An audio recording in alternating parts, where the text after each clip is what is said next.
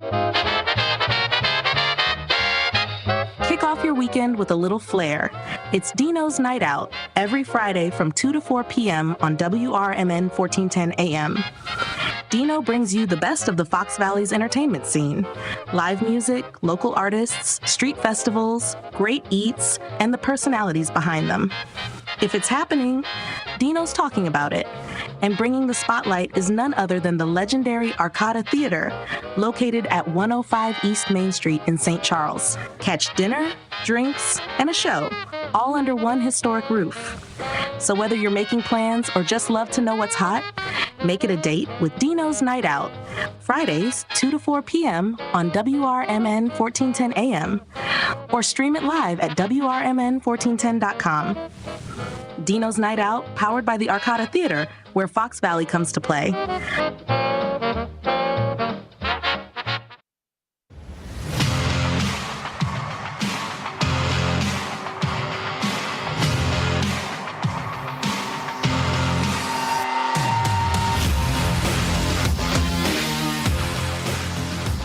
Welcome in, everyone, to another edition of AM 1410's On the Rise as a part of our Saturday sports here at River Media Network Sports.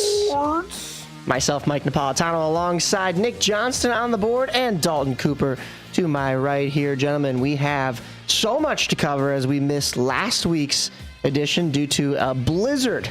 It's been a snow globe here in Chicago, the Chicagoland area. But there have been a lot of good and bad throughout Chicago sports. Usually, right, it's just the bad. I think things are turning around for the most part.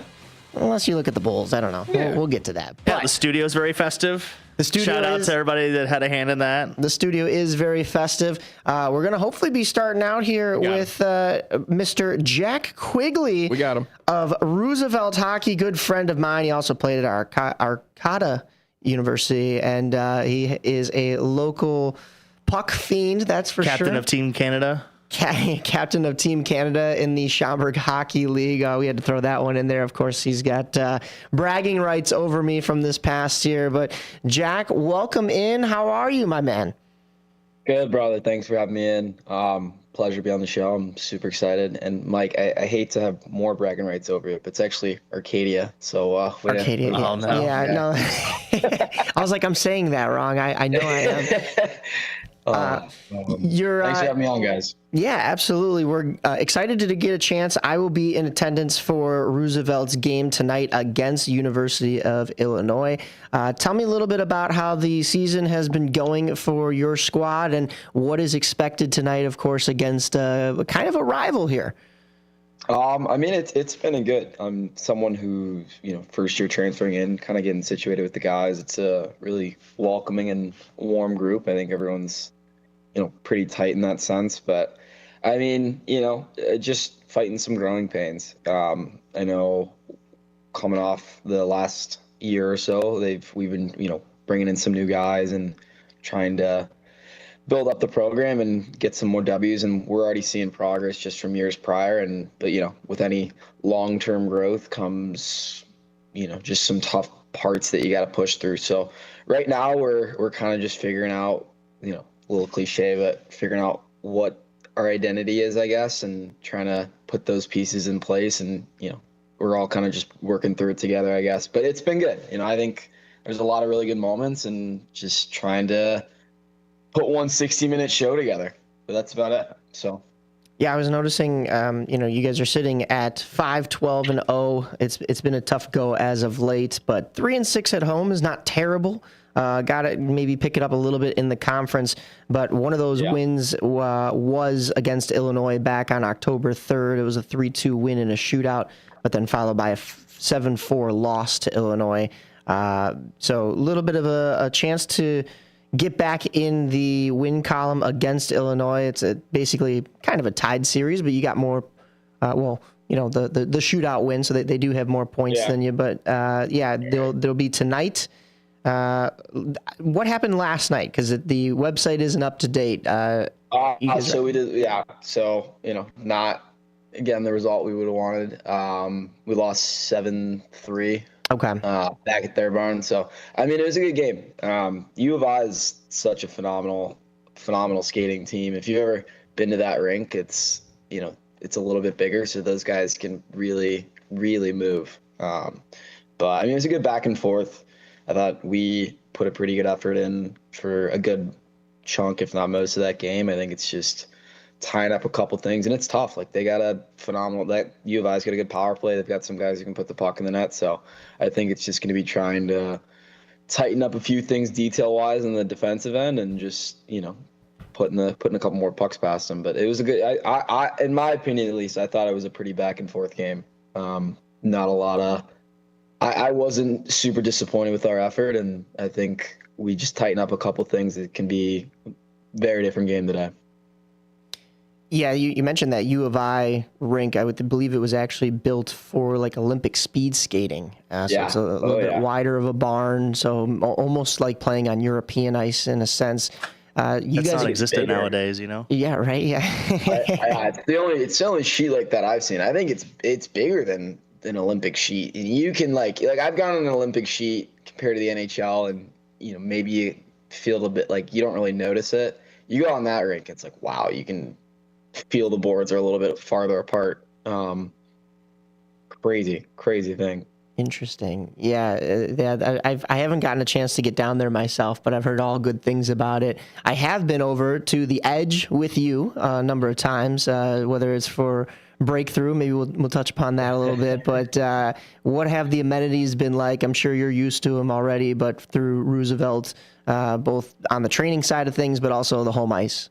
Oh my God. I mean, you want to talk about one of the nicest facilities to have as a home base to play in, like with the Blackhawks and the Steel being there prior. I'm super fortunate, and like the locker, like just even the locker room itself, it's massive. We've got training room in the back. We've got trainers. We've got some gym equipment. We've got a sauna. Like, we are so well taken care of through the rink alone, but Roosevelt as well. Like, the rink's phenomenal. I mean, get a few more bums in the seats. That place has got the capacity to pack. So the ice is phenomenal. I mean, it's such a great place to call home. And even coming from a technically higher level, I mean, comparing it to even a lot of NCAA locker rooms, it's such a nicer facility. Not to bring down my old stomping grounds, but it's amazing. Roosevelt's got so many nice things at our home rink, so it's one of the best parts in my opinion. How are you doing stats wise? It's a little bit of a struggle to try to find the individual stats throughout your guys' information, especially at this level. So what's the season been like for you? It's been good. I mean, I've been relatively okay with my performance. I think generally I could find the back of the net. I think I have 14 points in 18 games. If you go on, for future reference, if you just look up whatever team and then you put elite, their elite prospects will come up with all the team stats. Right. If you ever want to look up the individuals. But it's been good. I think definitely one of the things I want to pick up back coming on the second semester is just putting the puck in a little bit more. I was able to get one last night, but generally I think I can score a little bit more. But I mean, I've been relatively okay with my play. I think there's some areas I can kind of fix, and hopefully that'll help us on the team front. But points really aren't the biggest thing to me. I think just as long as we can do whatever we need to get a couple more wins in the win column is big. But it's been good, and we've got so many guys in our team offensively who can move the puck, distribute. Like the guys I play with, Mike Abrego and Danny Mazak, who Danny Mike. Yep. I mean, just some unbelievable chemistry with those guys. So to say that like some of my points are I owe them right to them, basically, because those guys, being able to play with so many guys who can offensively distribute, it's such a treat with our team. For those that are familiar with the hockey community, if they've ever seen, is it BD Media? I think DB. I think it's DB. Yeah, DB Media is Danny. He's gone viral several times with goofy videos that they've been posting, whether it's, making a jersey with Livy Dunn's face on it or tinting a visor or whatever. So I just saw Danny's interview that he did with that one. I forget which podcast that was, but it was through Howie's hockey. That was Wraparounds. Oh, yeah, Wraparound. Yeah. So I forget what the podcast is called, but yeah. And then the 7-Eleven was the really big one. Yes, the 7-Eleven. So funny. That was elite. He's got so many creative ideas. Like even some of his more like humor-based content. It's really, really funny. That kid's got some really well put together genius ideas. So it's always funny when he brings out a new video. Plus, he does a lot of if you've ever seen the Instagram, that's all Danny. Like he is so talented with his computer and editing and everything like that. So he's a remarkable guy. Yeah, no doubt. We'll have to talk to him at some point soon as well. Absolutely. But jumping back into, you were talking about you individually, what you could do for the team. Hopefully that doesn't mean putting your nose into the boards too much. But yeah, as far as paper cut from last night. Yeah, as far as individually, what you're doing on the side is breakthrough hockey. So I know a little bit about that because I've helped film with you and we've gone out for a couple of the training sessions and stuff like that. But let everybody know kind of what you have going on. And I mean, I know in season it kind of takes a pause or a backseat to your actual career. But what do you have on the docket for the training schedule? Yeah, so as far as the schedule, I mean, I've got a lot of guys coming home. So breakthrough for anybody who doesn't know is basically what I use for private coaching. And I've worked primarily for the last 3 or 4 years with kids in the 15 to about 22, 23 range. Started as just kind of something that I literally like the story's always funny. Like I was going up to a skills clinic one day. And the guy, I'm like, my car broke down. And then I text the guy, like, hey, have this trouble. He's like, oh, actually, I can't work with you. Have a nice season. I was like, all right, thanks, guy.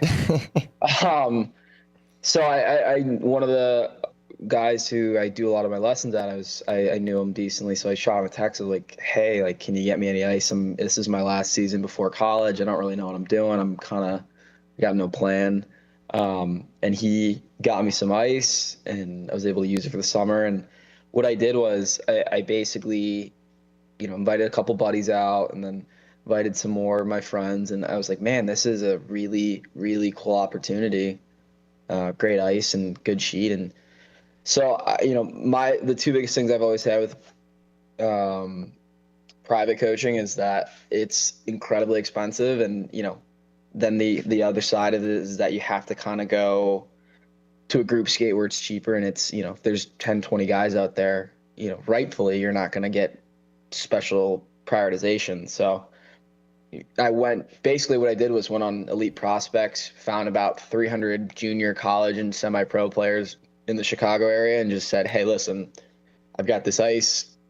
It's incredibly inexpensive. And what I want to offer is a way for us to competitively train with each other, but also that allows me to kind of work in some things that you want to work into the plan. So you can save a bit of money, but you can also, get that kind of private training prioritization to a degree. It was a really interesting experience. I had about 150 kids reach back out to me, and I probably saw about 80 different kids all the way from bottom of ACHA to up to, I think I had a couple pro guys and a few USHL players. So, and everywhere in between. And it was a really interesting experience. And from there, initially it was a selfish thing for me to just, if I can surround myself with good players, I can get better. But it also, it got to a point where I was doing it 5 times a week. I'm like, all right, I got to dial it back. But there's still guys coming on a regular basis. So I'll just go out and run the drills. And then I wanted to get videos up so guys could see we were doing, good stuff. And it progressed into this thing where I was like, oh my God, like I didn't even realize I was starting to just coach away from the training for myself.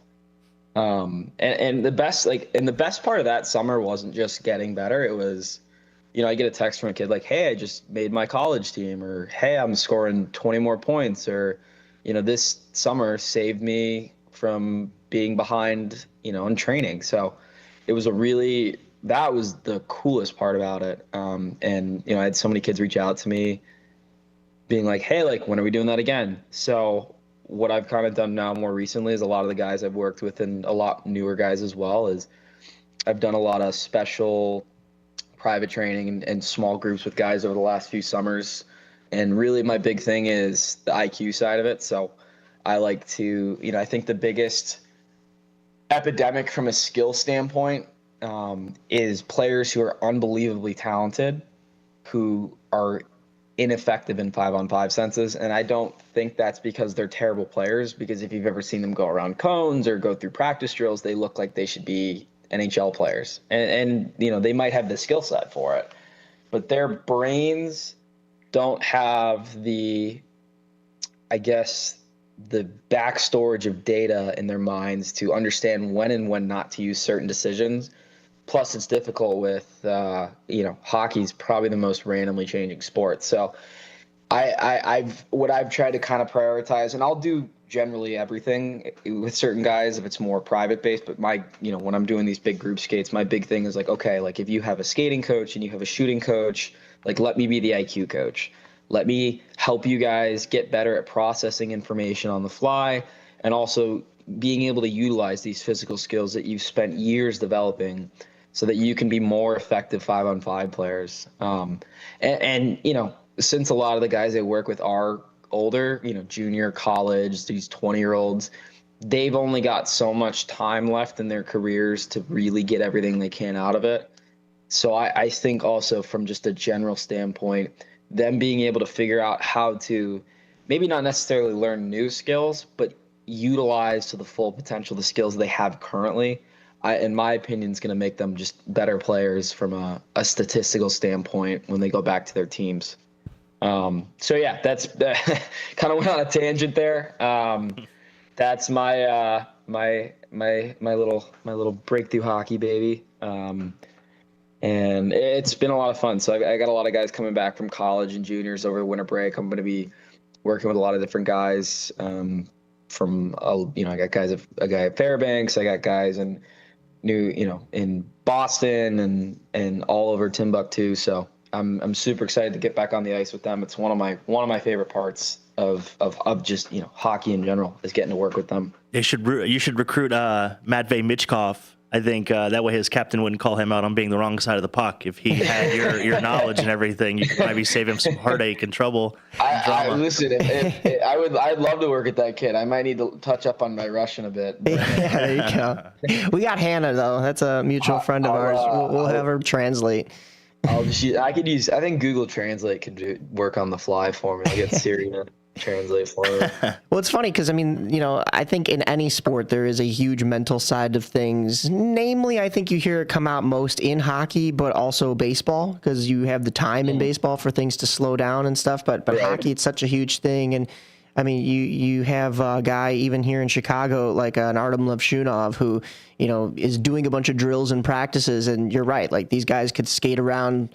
In his case, he actually is in the NHL and skate around these cones and run these drills and stuff like that. But then you throw them in game scenarios. And we saw at the start of the year, Levshunov was kind of like indecisive on things and maybe trying to make the play that he thought the coaches wanted him to make. And they kind of pulled him aside, that Chicago Blackhawks coaching staff, and just said like, hey, we like when you play off of instinct. And so like it has to become like second nature to these guys for it to be, like you said, in that data or the storage banks or their own little RAM in their head to be able to pull from that properly and just go with what's natural, because you don't have time. It's not like baseball in a sense where yes, you're thinking, but baseball, it can slow down at times and you have the moment in between plays to really think about what comes next. Whereas in hockey, it's like, okay, it's got to be second nature, So yeah, and that's why like hockey's probably the worst example. It's the hardest, I would say, just because I think with even in football and basketball, in a sense, it can be a little bit more structured. Football with the set plays every so like basketball is a little bit more you can isolate to a guy, but hockey, it's just so chaotic. the structure I kind of you want to, in a perfect world, get is like, okay, when A happens, I do 2, right? And I know this because, through practicing and failing and doing it well, when I see situation A, I want to make decision 2. But, the guy could be a foot taller, your weight could be shifted, you could have a foot more of space, you could be a step to the left. There's so many little details and nuances that can be different, that can alter, that can commutatively work to change the situation in a sense. So you want to try to aim for that as best you can, but ultimately it's always going to be kind of a calculated risk. So trying to establish with guys, and this is something we do in my group skates, is trying to figure out in situations if you can pick out certain things that stick out consistently. So like if I'm getting a puck off the wall and I'm attacking downwards and I have a defenseman who's playing it up and I see his feet are, pointing downwards, his stick's to the outside, he's, his body's positioned a certain way. Whether or not I'm picking that puck up a step late, my body's twisted a little bit. Like if I can see these major consistencies, I'm able to identify that, okay, even though that if I make this move 10 out of 10 times, 3 of the times or 2 of the times I'm going to mess it up, I know that the other 7 or 8 are going to work. So I'm going to make that move. Right. And that's kind of like the aggressive mistakes you see hockey players make. It's just really trying to close the gap between succession and mistake and just being like, okay, this is the line of I'm going to make a few mistakes. It's fine. Not just because I'm a human, but just because it's almost impossible to consistently, predict each situation just because it's always going to be a little bit different. But if I can get that average up higher, I'm going to be able to be a more effective hockey player. And that's 2 or 3 more plays. That could be a goal, that could be a defensive stop. I mean, that's enough to change a game. Which is why Team USA is going to win next year in the SHL, because we know your tendencies now. So, we've studied, we know what works and what doesn't work. Boy, so. this guy. Like, you have 2 moves in your toolbox. Oh, that's terrible. No, I have more. I have more. Just those other moves are the ones that aren't 7 out of 10 conversion rate. They're more like 5 out of 10 conversion rate. So that's about it. But no, I mean, going back into your season, I won't get into the specifics, but I know it's been a little bit of a tougher season for you. So, I'm glad to see that, you're still grinding away, focusing on hockey. And of course, looking forward to, the rest of this season. And, I'm looking forward to getting a chance to see you guys out there tonight. Anything else that, did you have anything for me? Yeah, just real quick, because we got like a minute or so before we have to go to commercial. Have you thought about incorporating playing Chell into your teachings at all? Because like when you play the video game, man, on Superstar, like the reaction time, you got to do it, It's really funny you bring that up, because I was having a conversation with a coach I used to play for, he's another skill-based guy who's kind of in that same field. And there's an article, there was a research they did, I can't remember who conducted it, that playing NHL actually increases your IQ, because the cognitive aspect of having to process the same that you would, vision-wise on the ice, being able to see certain things and anticipate and predict actually will increase your ability, just because it's hockey. Like, it's something that's cognitive and based, anything where you have to see and try to make decisions and guess out a few different moves in advance. But since it's hockey specific, there actually has been correlation to increased hockey IQ and reactionary ability from Chell. So yeah, that's crazy. I think I'm gonna have to get a little bit more time. I'm not a very good Chell player. I'm all right. Let me know. I'll be the Chell coach if you need one. But if you see me score 30 more goals in the next 2 months, I'm playing Chell. Nice. No, and thank you guys so much for having me on. I think we're super excited to have you down at the Edge, and this team, we got a good group, so we're really pumped to go strong into the second half and finish out, have a good game here tonight. Absolutely. I'm super excited to get there. 7 p.m. puck drop tonight at the Edge over in Bensonville between the Roosevelt Lakers and the Illinois Illini. It'll be a great matchup tonight. And Quigs, thank you for jumping on. Once again, Jack Quigley, everybody. And I'll drop your socials in here just so that everybody has it. Or do you have them on you right now? Is it Quigs on everything? Yeah. Here, I got you real quick. It's Quigs.CC 64 and at breakthrough_hockey. Perfect. Thank you again, buddy, and Thanks, we'll be Quiggs. talking to you and seeing you soon. You guys, thanks for having me on. Thank you. You're listening to On the Rise right here on AM 1410 WRMN.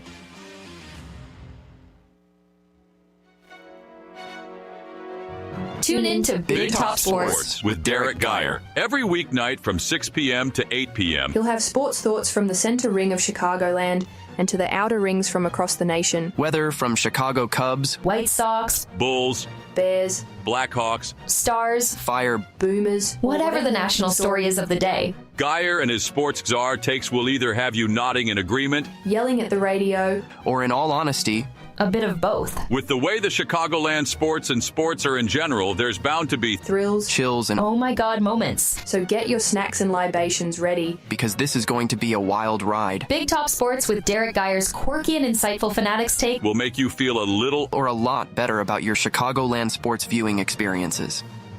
Tune in to Big Top Sports with Derek Geyer. Every weeknight from 6 p.m. to 8 p.m. What's the best way to get rid of a timeshare that you don't want? Call the Timeshare Exit Hotline. We're a group of attorneys that help customers legally exit their timeshares. It's an easy process. We guarantee results or you pay nothing. Exit your timeshare today. Call now. 800-890-5957. 800-890-5957. That's 800-890-5957. Before the weather gets too cold, it's time to finish up those outdoor jobs. That's why ComEd wants you to know that electricity can jump from a power line to you and to the tools you're using. So maintain a safe distance from any power lines. You can also call ComEd at 1-800-EDISON-1 to have those power lines de-energized the next time you do any work around them. Stay smart, stay safe, stay back. ComEd, powering lives. Businesses come in all shapes and sizes. Integrity doesn't. For more than a century, the Better Business Bureau has set the standards for how businesses should operate honestly and ethically. So when you're looking for a business you can trust, check to see who's BBB accredited and who isn't. Always choose the better business. Look for the BBB seal because it's looking out for you. That's why it's the sign of a better business. And find a better business anytime at bbb.org. When you're high, you feel different. You think different, you talk different, you draw different, you listen to music different, but you probably knew that. Problem is, you also drive different, and not in a good way. That's why driving high is illegal everywhere. So if you're high, just don't drive. Make a plan to get a sober ride. Because if you feel different, you drive different. Brought to you by NHTSA and the Ad Council. I know we're at an at-will state, but for making a comment, like, hey, your hair looks good. And then I got a call from HR saying, hey, you know what, you're under investigation. Do I have any recourse? Were you fired? No, not yet. The problem, Eddie, is they can fire you for any reason they want. They literally can wake up in the morning and say, you know what, I'm a little bored this morning. I'll tell you what I'm going to do. I'm going to fire Eddie for no reason. Yep, he can do that. Yeah, that's California. Yep, welcome. Handle on the Law. If you're injured and need a lawyer, go to handleonthelaw.com. Ready to tackle your junk piles? Call the Junk Luggers. From old furniture to entire cleanouts, we do the heavy lifting. And here's the best part. We rehome and recycle as much as possible to keep it all out of landfills. Feel good about your cleanout the green way. Call 1-800-LUG-JUNK or visit junkluggers.com today for your eco-friendly, stress-free service.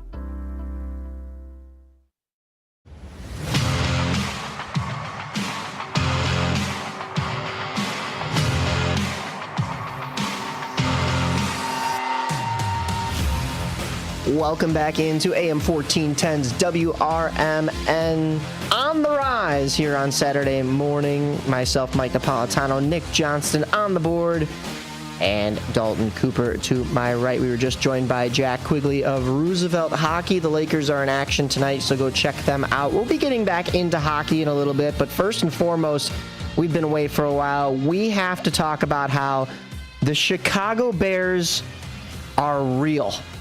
They are them. They're not Pinocchio. They're Himothy. They are everybody was saying, easy schedule, and they've won against teams with losing records. You beat who's in front of you. Nick said it on this show multiple times. You beat who's in front of you. You play the schedule that is given to you. But the real challenge came last week when the Bears were taking on the defending Super Bowl champs, the Philadelphia Eagles, in Philadelphia. And that was really the biggest test of the season for this Bears team. And not only did they rise to the occasion, I mean, they basically blew the Eagles out of the water. It ran all over them. They ran through their faces. I loved it that Monungai and Swift looked like Gale Sayers and Walter Payton out there. Oh, it was fantastic. It was just one of those games where maybe the score wasn't as, it wasn't as 100%. It wasn't as large as it should have been. Right, yeah. But they dominated from start to finish. That offensive line probably was feeling 10 feet tall, pushing those other 6'6", 300-pound men across. It just had to feel so great that way. So, and that's what you're supposed to do, especially this time in the season. That's especially what you want to do in the playoffs. You want to be able to run the ball. And that's very much a centerpiece for Ben Johnson and his offense, being able to run the play action, being almost like exactly that kind of, always keeping the defense guessing whether So it's good to see that Monungai is looking like a first rounder instead of a 7th round pick. He's built like a bowling ball. Did you see his shoulders on post game and Amazon? He has the same build as Ashton Genty. Oh man, he is. But the only difference is we didn't have to waste a 1st round pick on him. We didn't get taxed. So love waiting for it. Love that. On top of that, just keep showing that the Bears are developing players. So. I don't want to keep taking points away from you guys to maybe harp on as well, but that was a phenomenal win. That was a huge win. And again, one of those things where people just want to take away anything and everything from the Bears wins from this. And they're like, playing the Eagles. Yeah, sure. But you got them on the biggest downtrend. It doesn't matter. This is a Super Bowl contending team. This is a team that you will know for sure is going to be in the playoffs. So it was a huge win. It was a great win. Bears needed it. Huge win. Yeah, no, it definitely. The way I look at it too, I just keep coming back to this is the second straight year too that the winner of the Commanders and Bears game has gone in opposite directions. Like last year, Washington beats Chicago on that Hail Mary, and then they go all the way to the NFC Championship game. The Bears lose 11 in a row or 12 in a row, something along that line, and then this year. The Bears have taken off from that game, and the Commanders have not won a game since they were 3-2. So if we're looking for a silver lining, that might be good. Did you get your free hot dog on Tuesday? I did not. I saw that the Chicago Dogs were in attendance over there because Squeeze was there. Yeah, Squeeze. Oh, but not ketchup, huh? No. Yeah, wow. yeah. Wow. Don't get this guy started. Slander again. Don't get this guy started. I would love to ask somebody in management. Ketchup's on vacation. Yeah, is that what it is? Season. But no, it was good to see that physicality. Ben Johnson has officially put his stamp on this team. They play like their head coach. They take on the identity of the head coach. He takes his shirt off. We get free hot dogs. But I mean, he's feeding the city. It is. He is feeding the city. It's just good to see. It's finally good to see. And I think the biggest difference too is just on that culture piece is that ownership is finally letting the coach dictate what the culture is going to be instead of intermingling with it. It shows that Ben Johnson has tapped into the city. Like he whether or not, he's probably not chronically online, but he knew that Could you imagine? He's got a burner, Nick. Come on. Scrolling. Yeah, Ben Johnson's doom scrolling right now. What do you think the name of his burner account is? Oh, my God. Oh, no. That'd be a good press conference for him. Yeah, I got to think about that one. Hater or something like that. Matt LaFleur lingerer. Yeah. But yeah, no, you love seeing that again. I'm not a fan of the word because I feel like it's very, people, you just abuse the word culture, just all around. But that is exactly that where you do see where everyone's tapped in and subscribing to this Ben Johnson, this mindset. So I love to see that. I was behind It's infectious. Oh yeah, for sure. 47 rush attempts, infectious. Yeah, you look at the videos of the locker room that come out, and the infectious nature of it is, good, better, best, never let it, or good, better, best. Here we go. Can you do it? Never let it rest till your good gets better, till your better gets best. Yeah, you tell us. You're the Bears fan. I got to rewatch it. I am the Where's Bears. Tilo when you need him? Honestly, But head coach, that would be a suicide right there. Yeah, honestly. Well, jeez. But no, you can't run the ladder. Sorry, that's what they call them. Right. Yeah. But no, I was talking about give me a lap. Yeah, that's a lap. Just, I mean, the camaraderie in the locker room that you're seeing. I actually was behind on a couple of episodes of Every Shift, which is the Blackhawks little insider videos, and the one from the start of the year was head coach Jeff Blashill, brand new for the Chicago Blackhawks, went to Bears training camp at the start of the year to meet brand new head coach Ben Johnson. And one of the things they were talking about was like both coaches like dapped each other up, and they were like, yeah, you know, this town is starved for a win. And then they looked at each other and they're like, yeah, in everything. Like it's been a while since, it's over a decade now since the Blackhawks dynasty run. And the Bears, it's been even longer. The sky, you know? Okay, true, yes, No, but at the same time, or you know, boomers and cougars, baby. But, okay, listen, right. I mean, you're talking, you know, these two head coaches are stepping into these roles that are very similar on both sides, where there was a rebuild and there is a resurgence, and you're seeing it with this Bears team. And you know, like I said, I think a lot of people didn't think they were real, myself included, until they went and you said they were going to win 9 games this year. Yeah, I'm already correct with my prediction, but if they win another game, then I'm actually incorrect, and that's a good problem to have. But I mean, I think I won't go through every play in this Black Friday game that we saw between the Bears and the Eagles, but Nahshon Wright, I mean, I think he put an extra crack in the Liberty Bell after he knocked that one out of Jalen Hurts' hands. I mean, that was phenomenal what he did right there. Talk about the steal of the year too, because he was picked up off Minnesota's practice squad, and I think every time I listen to a Bears game, they always bring up he's making $1 million this year. It's like what the biggest value in the NFL right now. Was he named Defensive Player of the Week or the month? I think it was month. Was it month? It might have been week. It might have been. I think it was the month. I think it was the month. I think it was 3 picks. Yeah. He had 2 forced fumbles, and he picked up one. So that sounds right. Yeah. The biggest thing too, back to your point of this team, like the score not being indicative of how well the Bears played. The Bears almost had double the time of possession in this game. So you know they had the ball for almost 40 minutes, and the Eagles had it for a little over 20 minutes. So I think that is the recipe for success for this team moving forward. Is keeping the ball away from the other offense. That's the best way to beat the great quarterbacks in this league. You see it with Mahomes, you see it with the Staffords and everything in between. So I had 1 point on the Eagles. Very interesting to see that Eagles are winning, and you hear a lot from AJ Brown, and all of a sudden, was he right? By the way, about what? AJ Brown. Do you think he was right about this whole offense situation that they got? I mean, he came out and made a muck of everything, but at the end of the day, I think he was right in what he was saying. Well, like I said, they're winning. You hear it all the complaining from him, and then they go on these 2-game losing streak. But he caught 20 passes for over like almost 300 yards and 3 scores already. Haven't heard a peep from him. So very interesting to see. Again, almost the definition of a me guy, but that's just me making assumptions. So, no, but it is Packer week. Yes. So I feel like I was going to say the biggest week of the season. Here. I love talking about that Eagles win, but you were mentioning moving forward and what the Bears have to do, and it is probably the biggest week for Bears fans as they circle on their calendar. I left off the last show that we did. We left off talking about, or I say we, but I think that was the solo show I did because we were snowed in last week, and I left off talking about that Steelers game and the challenge it was going to be to maybe see their heated rival in Aaron Rodgers one more time. Well, didn't get a chance to go down that way with Aaron Rodgers' injury, but the Bears still get the win. That game said and done. Now what's circled on the calendar? There's 2 games actually, and they're just 3 weeks apart. And it's the Bears and Packers. This game will be up at Lambeau Field before the Bears go and play the Browns and then come back home to play the Packers one more time. Is it snowing in Lambeau? That's what I was looking up right now, actually. It looks like that is going to be the case, so we're going to get some prime football weather for the Does game not look tomorrow. like it's going to snow in Lambeau, but you have a high of 20 degrees and a low of 7. So it's going to be nice and frigid in Green Bay. Yeah. Frozen tundra. I mean, there's a ton of storylines coming into play. Obviously, the heated Packer-Bear rivalry. Right.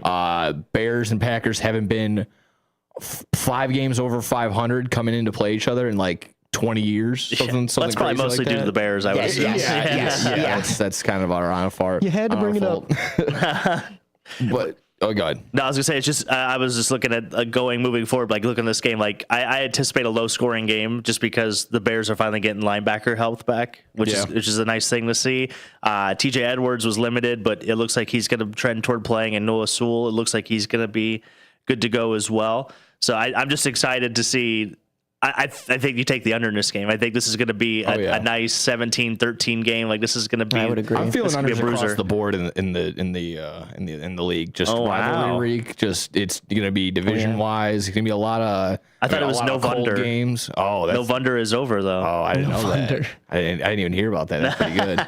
But yeah, I mean, on top of that, now it's down December on all the unders. Come on now. This game was flexed to 325 like a couple weeks ago, so that was making. And they just flexed the next one to Saturday night. Wow. Yeah. Nice. So the Bears are are prime time. Yeah. Yeah. Yeah, that's incredible. Just the another piece, just for whatever reason, Micah Parsons just woke up and said, "I feel disrespected." You've been here for 5 minutes, bud. I don't know how you feel so disrespected by the Bears, but I don't know if you guys heard that. That was kind of crazy to me. Just I get the competitive nature, trying to create an enemy out of nothing, but that was just so far out of the blue. And just like, no, buddy, no one has said anything about you. If anything, it's been nothing but praise. Like we kind of been hating hating this feeling of like, oh great, we got to play up against Micah Parsons sometimes soon, and you know what, I think there was a lot of hoopla about him coming into the NFC North at the start of the season, and of course Bears fans didn't know how the season was going to go with a brand new head coach and how it had been looking here in Chicago in previous years, and I think there was some of that in Minnesota as well.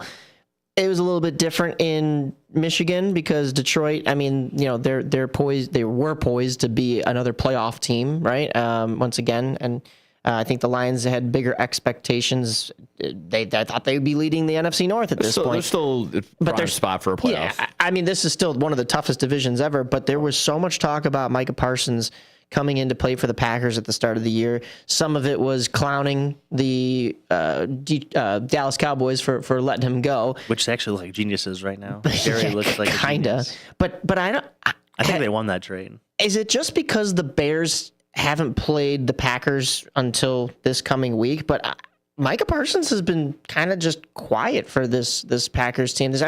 I'm not saying he's been having a bad year, but like it's just been kind of like his stats might not reflect that, but he's been a key factor in a couple games. Like I think he leads the league in pressure rate. It's like him and Myles Garrett are like number 1 and number 2 by a good margin. And a guy that he's always getting double teamed, triple teamed possibly as well. That's true too. To lead the league in that. So that's still pretty scary. Again, I can't remember exactly which game. I'd have to look back at the schedule and maybe the couple final scores, but there was a couple of key plays where he, exactly that made the key tackle, made a huge sack to essentially end the game for the Packers. So again, the stats might not jump off like holy cow, right, but might not be having the Myles Garrett 19 sacks through 12 games right now, but he's still been a huge factor.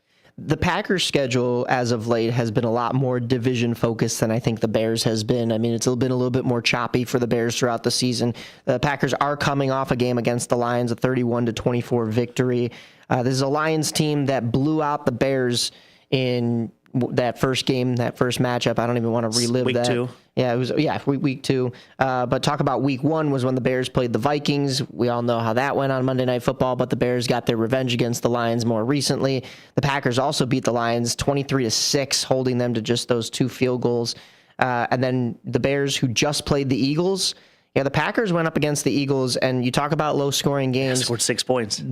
7, actually, but it was 10-7. So, yeah, I mean, you're right. It was a one-score game. It was very low-scoring. It was a field goal that separated the two. The Eagles got the win. So, I mean, I know most fans look at the transitive property and go, oh, well, if the Bears could beat the Eagles and the Eagles could beat the Packers, then the Bears should have a good time against the Packers. But then again, the Packers beat the Lions, and the Bears struggled against the Lions. Swept the Lions. Right, yeah. So, going back, they played week 1, 27-13. So, yeah, I mean, this is going to be an interesting matchup. On Thanksgiving too. So right. I think it's going to come down more to matchups rather than who's a better overall team, and a lot of that has to do with the fact that both teams are going to be playing, like you said, that like it is rivalry week because it is. And I'm interested to see how this one goes because, yes, the biggest test thus far of the year has been the Eagles for the Bears, and they rose to that occasion. But Bears fans know that an even bigger test is, can you beat the Packers? Not a sponsor just yet, however. I'm going to have to shout them out because it's that time of year. Jordan Love during Toyota-thon. Oh, yes. I was listening. Absolutely insane. No. Yes. 16 games. He is 11-5. Completion rate, 68% of his passes. Has 3,719 yards. 28 touchdowns to 2 interceptions. Yeah. In those 16 games. The scriptwriters knew what they were doing by putting the Bears against the Packers twice in December. They said Jordan Love during Toyota-thon. And he's coming off his best game in Detroit, 4 touchdowns. He was just fine, just dotting them up, Throw to end the game too. Yeah. That was nice. Yeah. They've been playing well, and I mean the Packers defense too. They're top 10 in passing yards allowed per game. They're 6th, and then their rush defense is 8th in the league. They only give up an average of 98 yards on the ground per game. So going to be a huge swing for the Bears. Nice clash of styles. Rome Odunze is going to be out for the Bears. I think we brought that up a little bit earlier. So I still think it's going to be on Caleb. I think this is going to be the tight end game. I think this is going to be the Colson Loveland, Cole Kmet show if they're going to really have success here. I think they're going to have to throw the ball starting out to open up the run game because I think everybody and their brother is going to anticipate the Bears going in and doing to the Packers what they did to the Eagles. And I just don't know if they're going to have the success right away. I think they need to be able to throw the ball starting out. Caleb's got to get in rhythm, got to get his completions, which has been kind of a struggle this year, getting that completion percentage into the right spot, but it is looking better.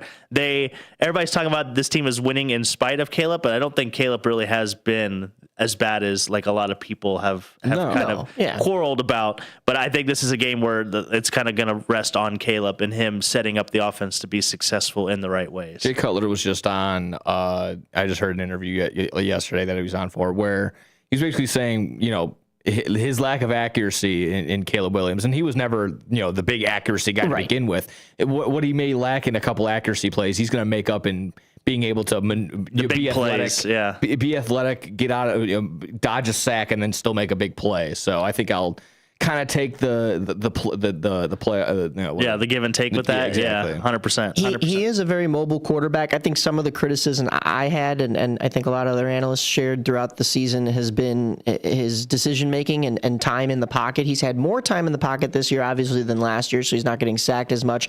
But I think he was a little too comfortable at the start of this season, even with that time in the pocket, and you saw him hesitating to make decisions. Now, is it that receivers aren't getting open downfield and he's got like nothing? Yeah, maybe that's part of it. But then at that point, the decision has to kick into, all right, maybe I should run it myself. And you don't always want your quarterback, in the line of fire.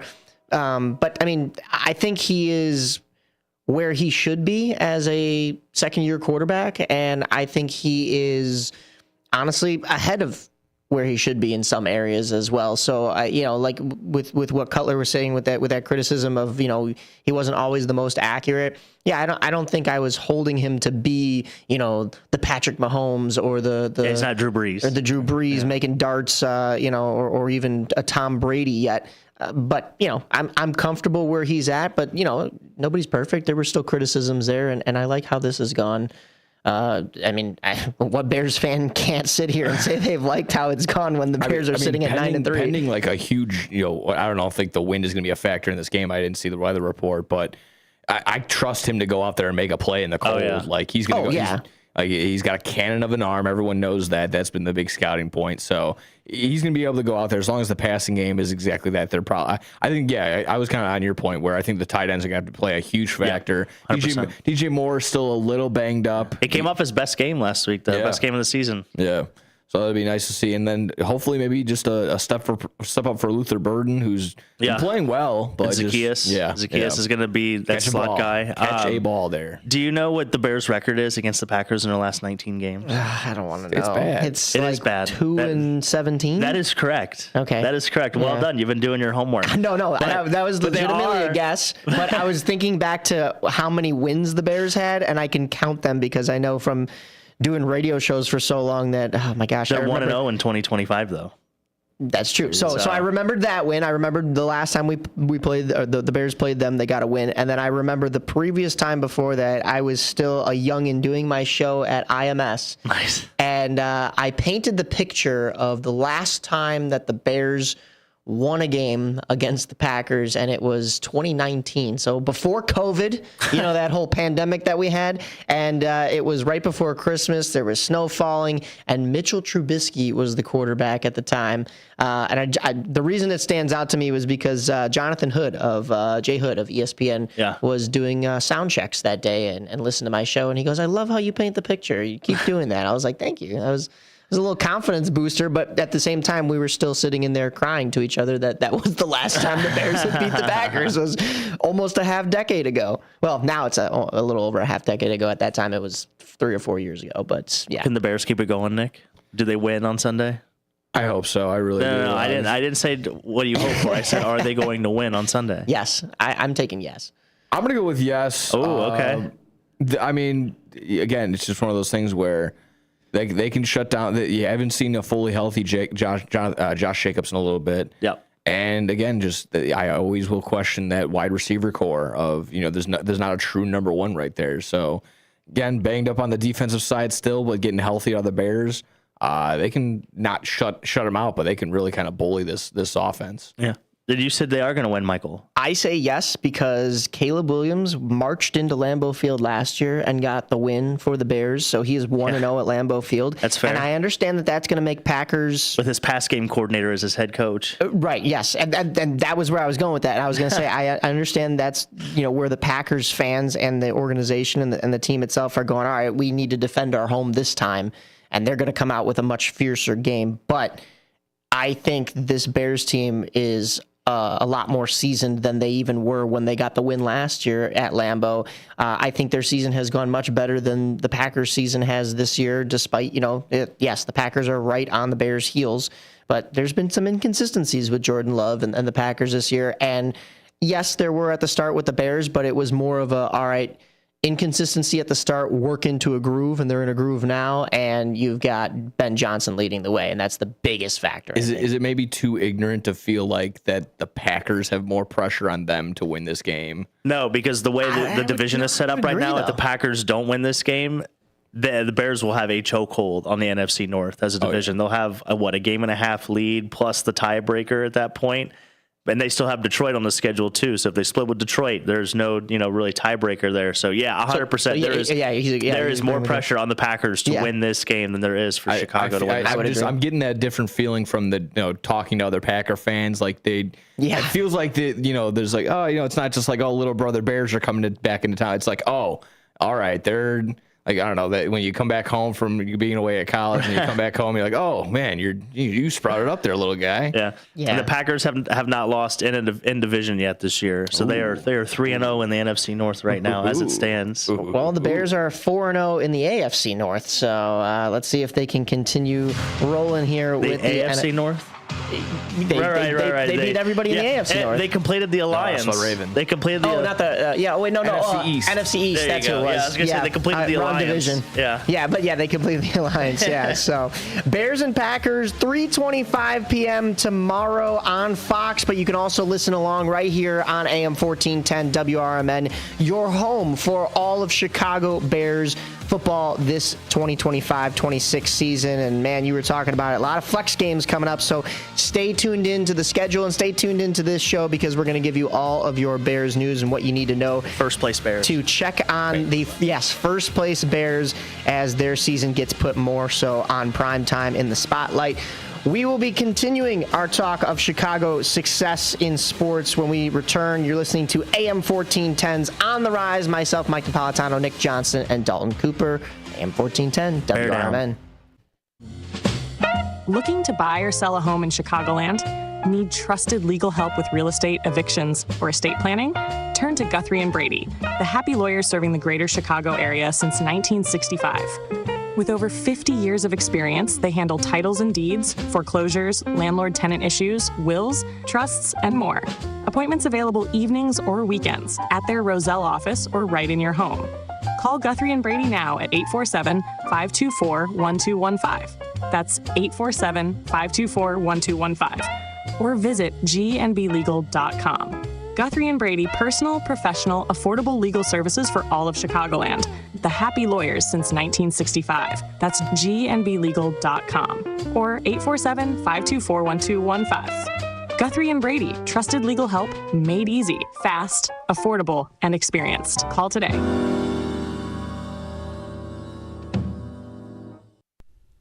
Your hometown radio station since 1949. We are WRMN AM 1410. Elgin time, 11 o'clock.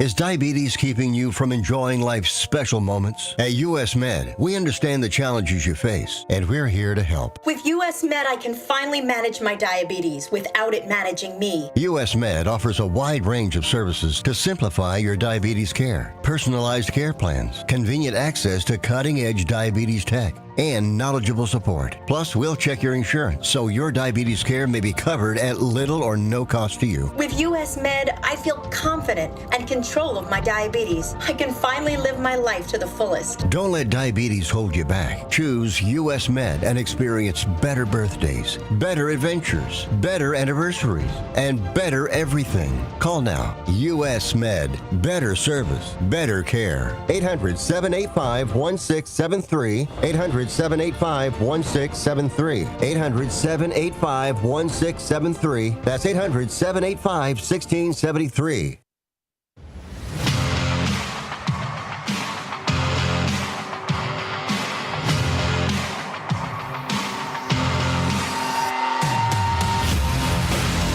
Welcome back into AM 1410 WRMN. You're listening to On the Rise. Nick Johnson on the boards, Dalton Cooper to my right, and myself, Mike Napolitano, talking all things Chicago sports. We covered the Bears. We talked to Jack Quigley of Roosevelt Lakers hockey. And we're going to get into a little bit more hockey here. Our man Dalton has been on the scene at most of the AHL happenings throughout the Chicagoland area. That includes the Chicago Wolves and the Rockford Ice Hogs. We've talked to Dana Gray of the Ice Hogs quite a bit here. We've also talked to the Wolves captain, Justin Robidas, and boy, oh boy.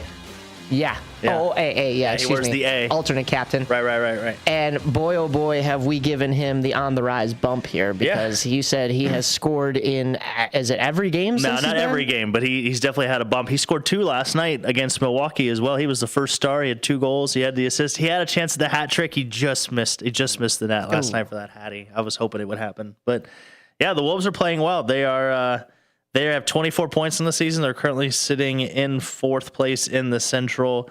They are 4-3-2-1, which is really funny to think about in their last 10. And they beat Milwaukee last night. They gained a little bit of ground, and their forecheck was humming. I mean, the team itself, they started early. They got off to a quick start. They scored, I think, within the first 5 minutes of the game, and they never looked back. I think it was actually a minute 18 into the game last night is when they scored their first goal. I did get a chance to talk to Hannah last night, the in-game host of the Chicago Wolves. Maybe we'll be bringing her on soon to talk more Wolves, especially when they have different promo nights. The Allstate Arena is always great for that. And we may actually have to talk to her sooner rather than later, because the PWHL, Professional Women's Hockey League, is coming to Allstate Arena. I believe that's on December 21st, and then there's another date in March. So there's going to be 2 games. 4 of the they still have 6 teams, right? They haven't done the expansion just yet. 4 of the 6 teams will be headed here to Chicago to give Chicagoland a little bit of a taste of women's hockey, which is huge. That is awesome to see. But as we talk about who is lighting up the Allstate Arena these days, yes, it is the Wolves, who last time we talked were sitting in 4th. They still are, but they're gaining ground on Milwaukee, who, as you mentioned, they just beat last night. They're going to play them again tonight. Yep. They're only 2 points back from them in the standings, and that would also tie them for 2nd with Manitoba, who also has 26 points, and they've beaten up a little bit on the Moose as well. I know the Moose have also played Rockford, who are on the other side of the coin. Yeah, Rockford is unfortunately turning in the wrong direction. Yeah, dropping to 9-11-2-1 with 21 points through 23 games, although we talked a little bit off the air during that commercial break right there, and it was big news for the Blackhawks organization as a whole that Laurent Brossoit finally made his debut with the organization in Rockford yesterday. Despite the Ice Hogs losing, you talk about going back to when the Blackhawks signed Laurent Brossoit, which was the start of last season. He had an injury that was going to keep him out 4 to 6 weeks, and he was going to be getting surgery.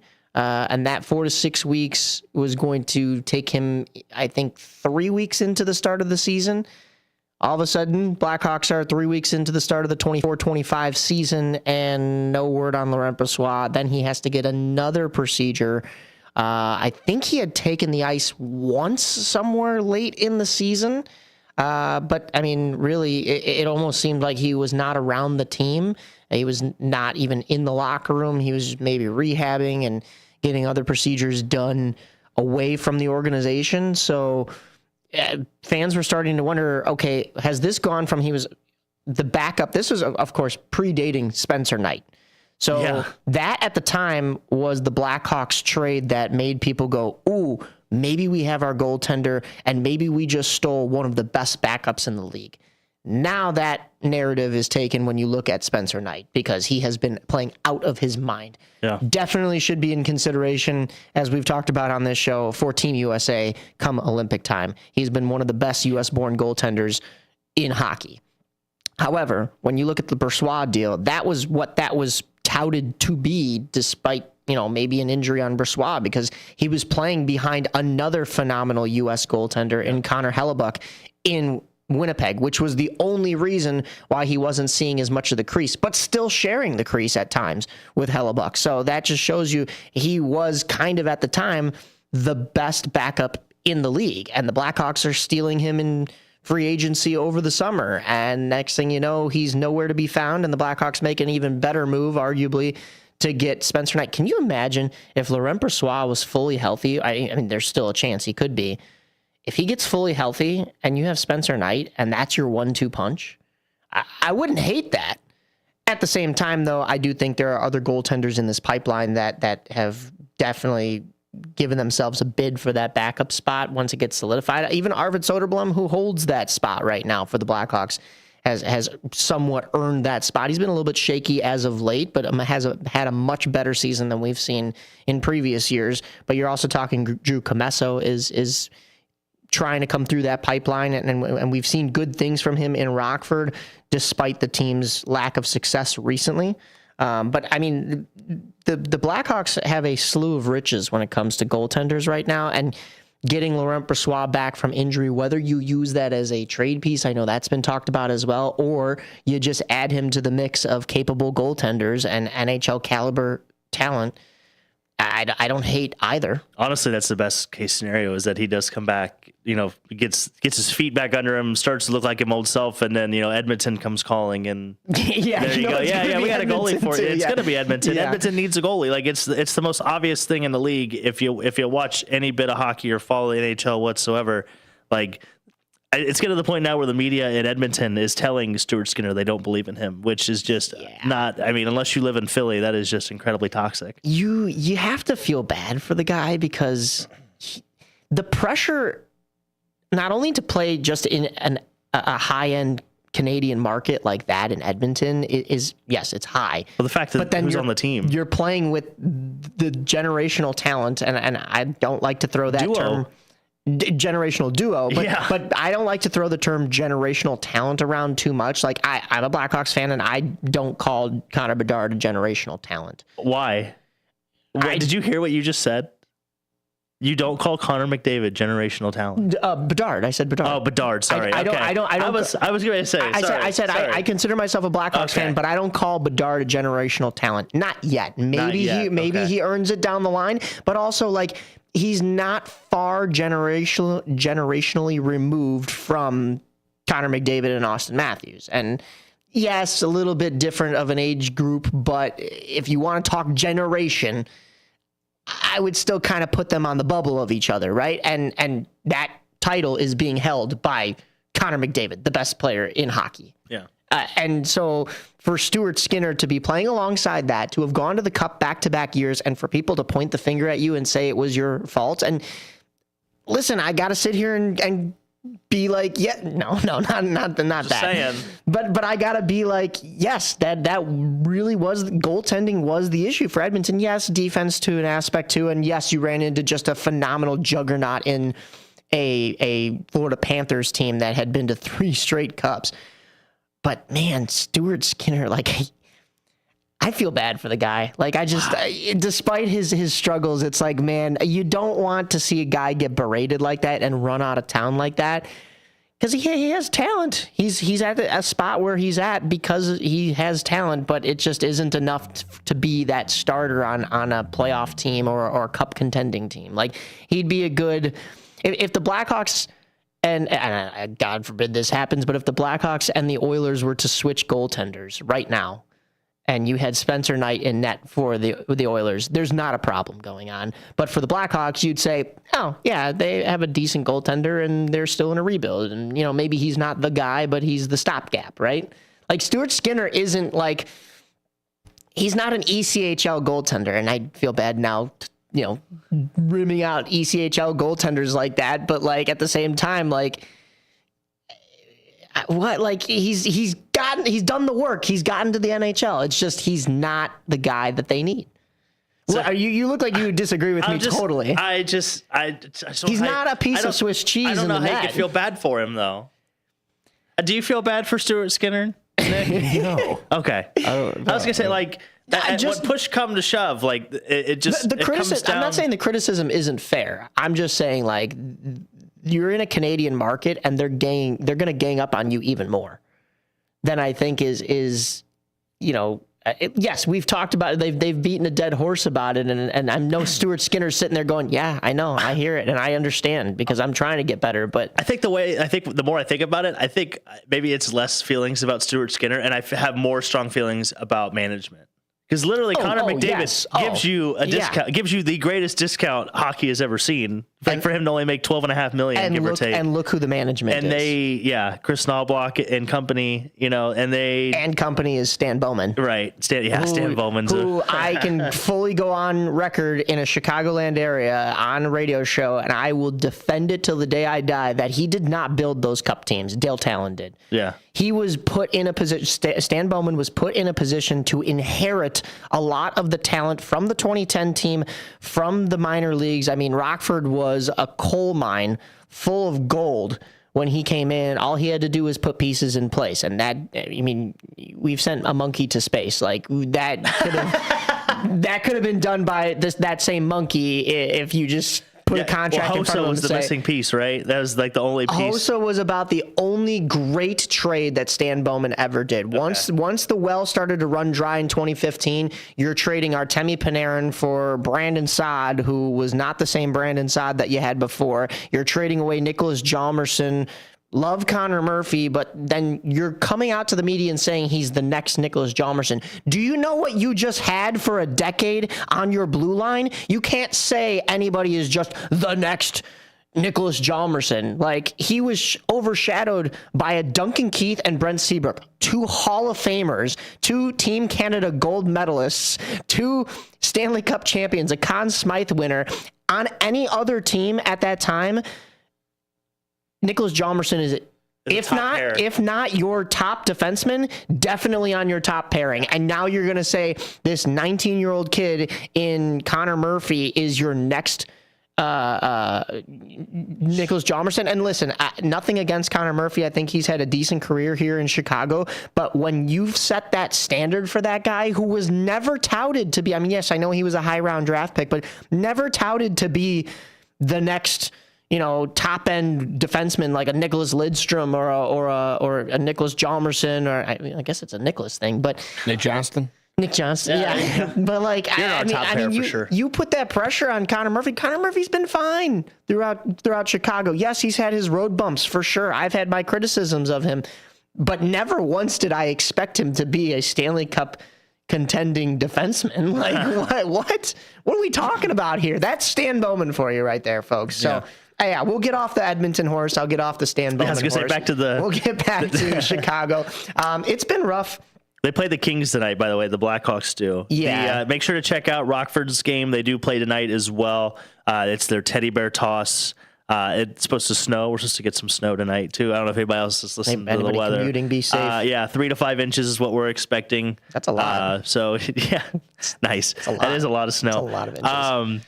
But yeah, just everybody be safe. Enjoy the teddy bear toss. The Wolves do play tonight as well, like you had mentioned before. And then we have the Blackhawks. They are in LA. Must be nice. They get the old road and road at home, or road back-to-back road at the same building, which is weird. Spencer Knight was on the broadcast the other night because he was the star of the game after he posted a phenomenal showing against that Kings They won team. 2-1, right? A 2-1 victory on the heels of a Connor Bedard tap-in backdoor goal as he was falling down. That was a beautiful one to see. But it was really the Spencer Knight show. I mean, that man made some miraculous saves in net, and they asked him, they said, is this a little weird seeing the Kings twice in 3 days, and both of the games are in LA? And he kind of said, yeah, it reminds me a lot of the COVID season where like you're almost playing series against teams to limit travel, kind of almost more like baseball. So like the AHL almost, because I do that the American Hockey League as well. Yeah, no, it'll be interesting to see. They're currently sitting in the second wild card race, the second wild card spot. The Blackhawks are. Yes. So, and they were sitting right outside of it the last time I spoke here on the radio station. And like we were saying, we got snowed in last week, so we couldn't come back on and rant about the Blackhawks. Now, since that rant of mine that the Blackhawks lost to Seattle and it was ref ball and there were some bad calls, they proceeded to give up 9 against Buffalo. I did my rant about that. I'm not going back to that. They had a much better game against Colorado. I heard there was... so I watched the first 2 periods of that game, and I watched the highlights of the third period, and I saw the one lone goal from Cale Makar in that one. One of the biggest things that I know Chicago media has already pointed out, and maybe we're a little late to the game here, but I want to reiterate, the numbers when Connor Bedard, now I'm doing it. The numbers when Connor Bedard was out on the ice against Nathan MacKinnon, the Blackhawks led in every category. I'm talking takeaways, offensive zone time, shots on goal, passing rate, or they were tied, high danger chances. They were either leading or tied with Colorado when Connor Bedard and Nathan MacKinnon were out on the ice. That tells me with Team Canada scouts in attendance. So they're definitely looking at both Nathan MacKinnon and Connor Bedard. That tells me that Connor Bedard was able to shut down, and the Blackhawks as a whole were able to shut down Nathan MacKinnon for the majority of the time they were out there. When Nathan MacKinnon was out there and Connor Bedard was not out there, yes, then the numbers favored Colorado, but the Blackhawks still only held them to 1 goal. It was a 1-0. It was a nail biter, and that was a tough one. But then you get an overtime loss against Minnesota with a terrible, terrible call in overtime. Yeah, that is not a penalty on Ilya Mikheyev. That is just a good hockey hit, an open ice hit. The puck was there. I gave my rant on social media. I'm not going to reopen that can of worms. There were some bad calls in that Nashville game too, but the Blackhawks, they played a decent game, but so did Nashville, a team that hasn't been playing games recently. They give up a lot of goals and they don't score a lot of goals, but they did the exact opposite against the Blackhawks on Black Friday, so we couldn't get a Bears and a Blackhawks win on that day. We couldn't be too spoiled. But the Blackhawks finally got back in the win column against Anaheim last Sunday, a 5-3 victory against Anaheim, and they were down 3-0 after the first period, and there hasn't been a team to come back from a 3-0 first period deficit in a regular season game with goals in, I believe, it was the second period that they started that barrage, but in that time frame, there hasn't been a team to do that in almost 20 years, I believe. And the last team that even had such a comeback was the Blackhawks against Calgary in 2008-2009.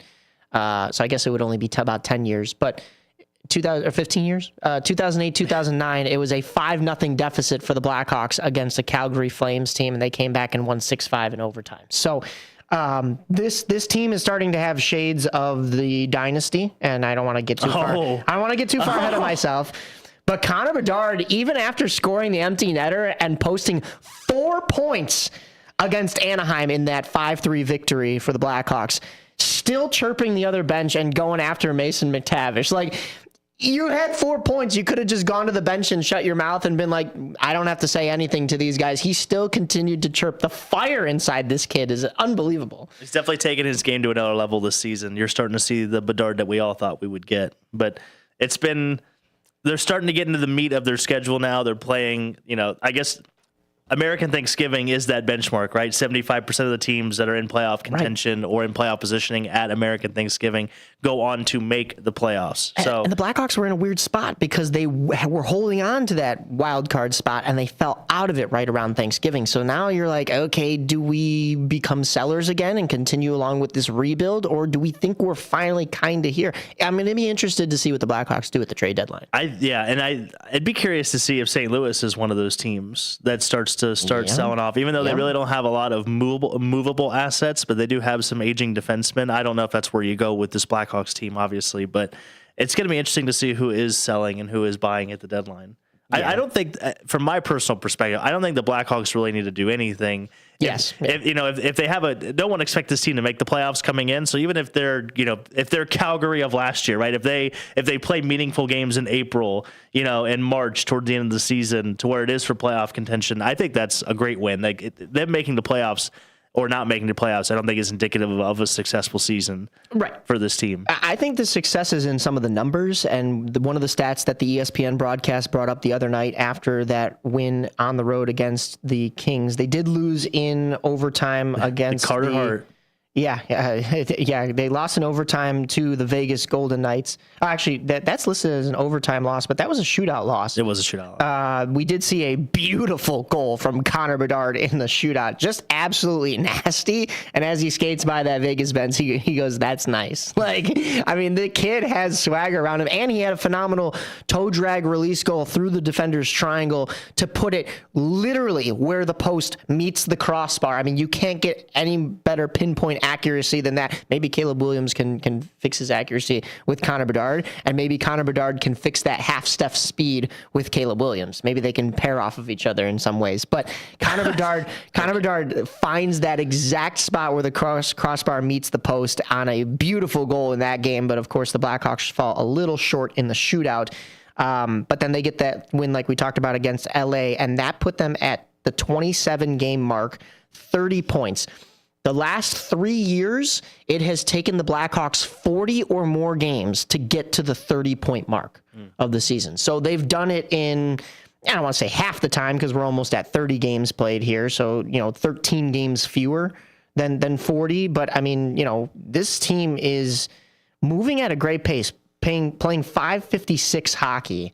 Holding, like you said, that second wild card spot as we speak over teams like Winnipeg and Edmonton, who were playoff teams last year, and everybody thought were going to be in the mix once again this year, and just haven't really picked it up and found that success there, especially Winnipeg with Jonathan Toews coming in. Seattle was another team that was expected to, I think, maybe take another step forward. Utah, they are sitting in that first wild card spot right above the Blackhawks with 31 points, so that's kind of expected where I think people thought they were going to be.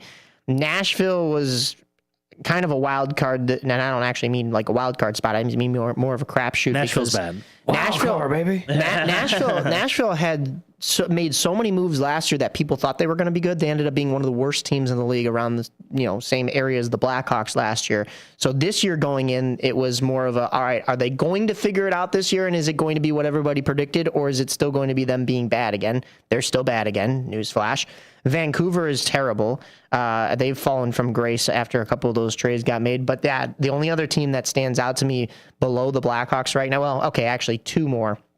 One is the St. Louis Blues that you were mentioning. You're interested to see what they do if they start selling off pieces, because they made those offer sheets to Winnipeg and got Dylan Holloway and Edmonton.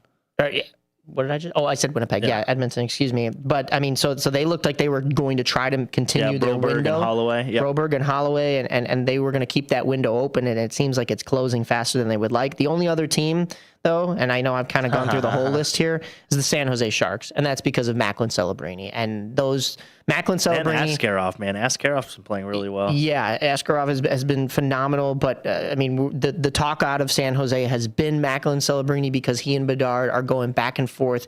19 and 20 years old, and they are sitting in second and third in points in this league. A league of men. I mean, you're talking the only one above them is Nathan McKinnon, and that's kind of just to be expected. The man is a monster. But, I mean, those two gentlemen, and I say gentlemen, they're young kids. But we're talking Bedard and Celebrini are the future of this league's future of the Blackhawks. 8 p.m. start time tonight in LA against the Kings. They stay on that West Coast trip to play Anaheim tomorrow at 7 p.m. before they come home and play the Rangers on Wednesday at 6:30. and then the St. Louis Blues on the road next Friday at 7 before they get a chance to see Patrick Kane and another Original Six team, the Detroit Red Wings, next Saturday after we jump off the mics again at 7 p.m. Dalton, you mentioned you're hesitant to head out to Rockford tonight, but hopefully the weather holds and you get a chance to see some Ice Hogs hockey. Yeah, the Teddy Bear Toss. Also, Samuel Savoie scored twice last night for Rockford, so he played well. Nick Lourdes is continuing to play well. It's only a matter of time, I think, until we see him in Chicago, possibly. Interesting. We can continue some hockey, but we got to get into some basketball right here on AM 1410's On the Rise. Systems run everything. Government, economy, media, justice. They shape your choices, your opportunities, your future. But do they work for you or against you? On Apolitical Talk Show, we break them down. Not to destroy, but to understand. Because if you don't see how the system works, you won't see when it's being manipulated or who's benefiting from it. Power belongs to those who know the rules, challenge the loopholes, and demand accountability. That starts with knowledge. That starts here. Join us weekdays from 4 to 6 p.m. as we uncover what's really happening behind the headlines so you can decide for yourself what's fair, what's broken, and what needs to change. Apolitical Talk Show, breaking down the systems to build them up together. Right here, weekdays 4 to 6 on WRMN, the talk of the town. Elgin isn't just a city. It's a community built on connection, innovation, and opportunity. And at the heart of it all is the Elgin Chamber of Commerce. For over a century, the Elgin Chamber has helped local businesses grow, connecting entrepreneurs, advocating for progress, and inspiring the leaders of tomorrow. Whether you're a new business just starting out or an established company looking to expand, the Elgin Chamber is your partner for success. Join a powerful network of leaders making a difference in our community every day. Together, we're shaping the future of Elgin, one connection at a time. Elgin Area Chamber of Commerce, where business and community grow together. Call now, 847-741-5660, or go to info@elginchamber.com. Contact Carol Gieske. Children are the greatest joy and our best hope for a better future. Friends, they are the future. But did you know that millions of kids right here in our own backyard are facing hunger every day? Without healthy food, it's harder to grow, to thrive, to feel their best. The impact when children don't have enough to eat is tremendous because when you're hungry and your basic needs aren't being met, you cannot learn. Every child deserves to be fed. This is a problem we know how to solve. Food is not just food. It's energy, health, confidence, hope, and even love. Yes, love. Breakfast in the classroom contributes to kids being more focused, which leads to higher grades, and simply just their well-being. Learn more about how No Kid Hungry is helping end child hunger in America at helpnokidhungry.org. Chicago defense attorney Mark Schieblo has co-authored the book titled DUI Jury Trial, which is a true story of a DUI case that he defended. The accused was an Illinois truck driver arrested for driving under the influence of alcohol. This book contains facts about the case from the date of the arrest up to the jury's verdict, and this nonfiction novel also includes the transcripts from the jury trial itself. The book DUI Jury Trial is now available on Amazon.com and BarnesandNoble.com. When your car's feeling sluggish, don't stress. Just bring it down to Britain's Express Oil and Lube on Larkin Avenue in Elgin. For a fast, friendly 10-minute oil change and a full 18-point inspection, they've got you covered. Whether it's engine service, fluids, filters, or headlight check, they do it right, and they do it fast. Family run, quality service, right in your neighborhood. Swing by today and keep your ride running smooth. Britain's Express Oil and Lube, your car's health partner in Elgin, a proud sponsor of America's First Responders Fest.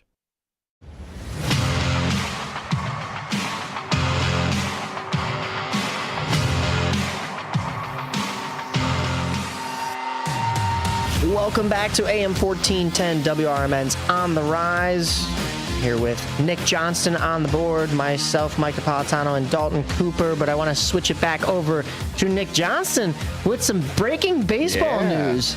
And some fun stuff. We have the winter meeting starting tomorrow, I believe, if I'm not mistaken. Yes. Yeah. Down in old Florida. But Bob Nightingale went ahead and did some Bob Nightingale things. Went ahead and tweeted about 30 minutes ago. The Chicago Cubs are finalizing an agreement with free agent Zach Gallen on a multi-year deal to pay him an average of $22 million a year.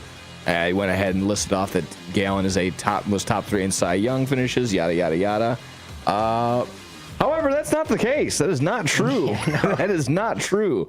Everyone coming together and figuring out that, I guess Zach Gallen also figured out that he was going to be a Cub from Bob Nightingale.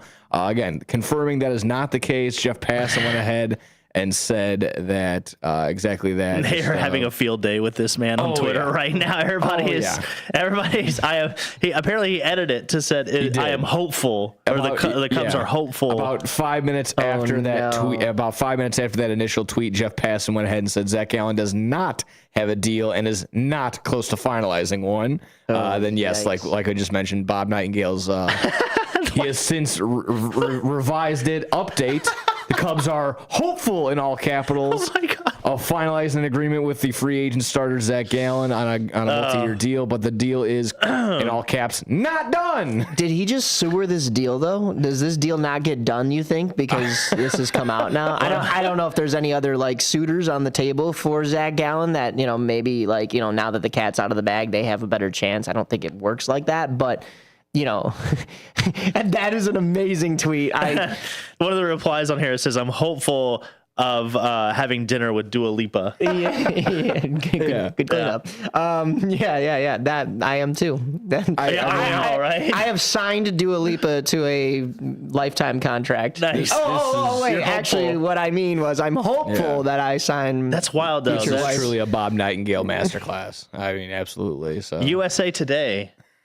Really just stepping off in it. I did the same thing with Tate McRae, but because I tweeted it out too early, she's now with Jack Hughes. That's the only reason why I don't have Tate McRae. No one should go to dinner with Jack Hughes. Yeah, honestly. Yeah, he cuts himself on the cutlery. Yeah. Master Flip tweets, Bob Nightingale is the Angel Hernandez of baseball reporters. No. Oh, yeah. I wouldn't go that far. That's Master terrible. Flip over here. I like Bob. Bob's a good guy, but yeah. That would have been a great Mamma Mia.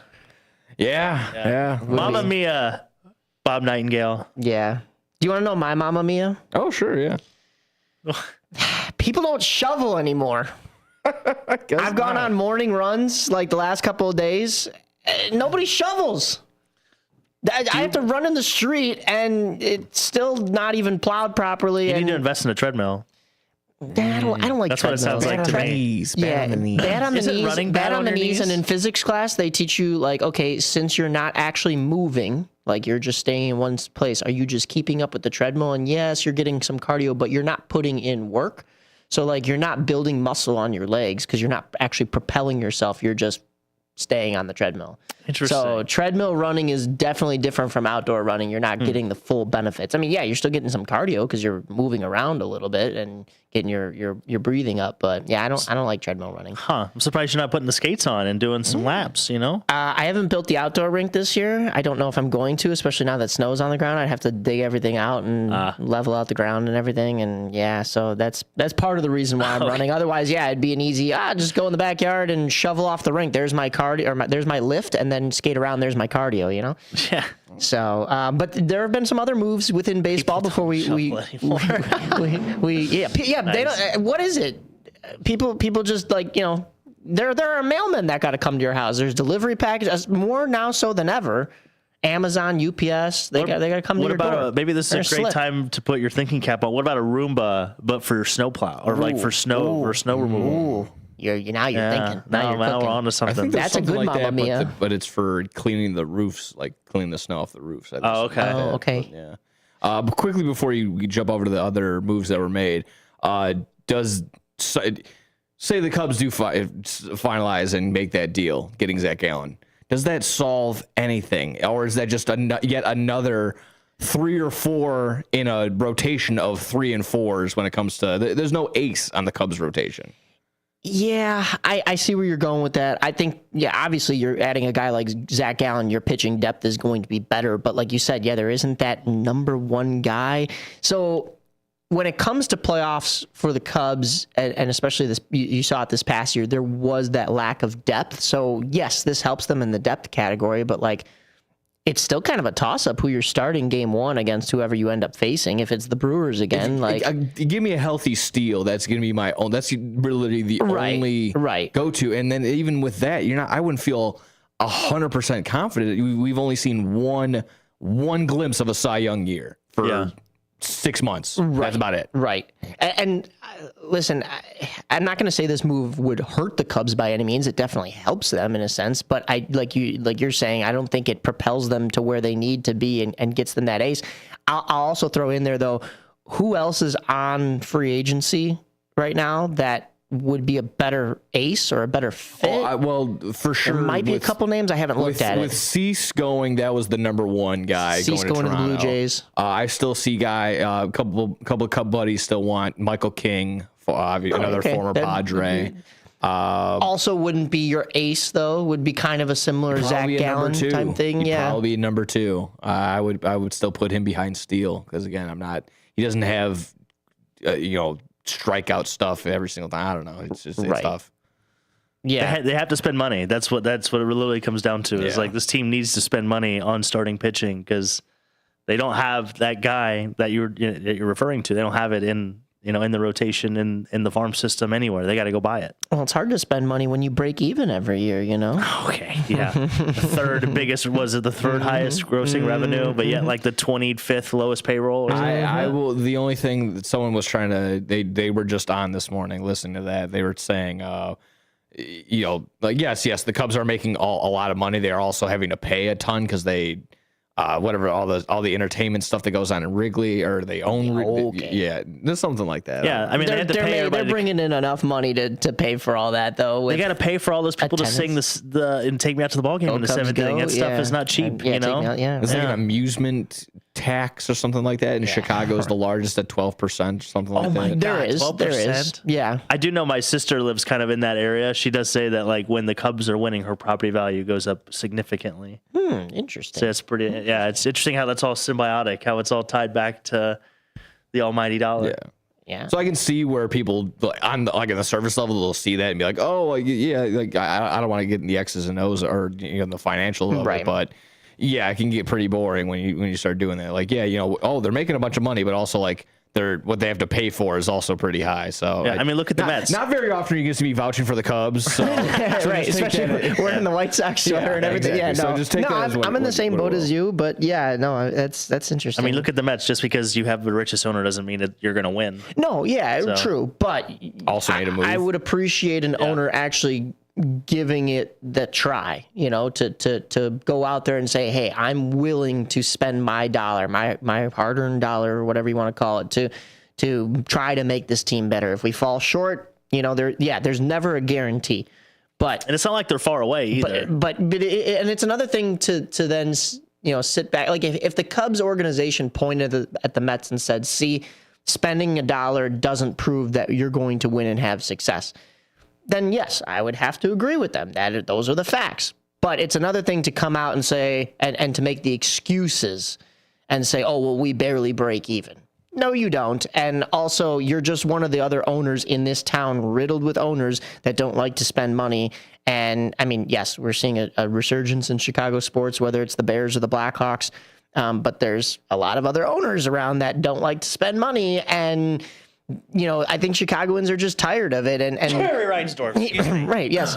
And so I think, God bless you. I actually don't want to say God bless you because, anyways, but it's just the excuses I think Chicagoans are tired of. And when we sit here and we look at a team like the Mets, like I just have to kind of tip my cap to them and be like, you know what? At least an owner wants to actually do right by the fans. It just doesn't guarantee you success. Yeah. So speaking of, I mean, they make the move for Marcus Semien, trading Brandon Nimmo, which I think Mets fans were more upset because Brandon Nimmo is like one of their guys. Like, it's just hard hat lunch pail type deal. But I again, you can probably maybe make an argument if you show me the numbers. But I feel like Marcus Semion's definitely the better player. Yes, in that sense. So it's gonna be a former White Sox. Yeah, it's gonna be a great infield for the Mets with Semien and Lindor right there. So that's gonna be tough. That would have been a nice, once again, a young guy that the White Sox trade away and then goes on to have so much success literally in everything else. Won a World Series in Texas, didn't he? Won a World Series in Texas. And also had some really good years. On MVP voting. Yeah. Really good years in Oakland as well.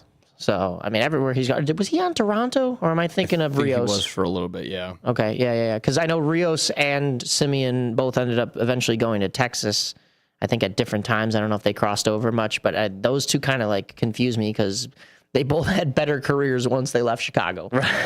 So there's that. Speaking of leaving Chicago, the Bulls are oh gosh. Yeah, we were going to get into that. They are not playing well on the road this season. They are 3-9. The Chicago away Bulls, from the UC this year. We praised them at the start of the season for going. We got God.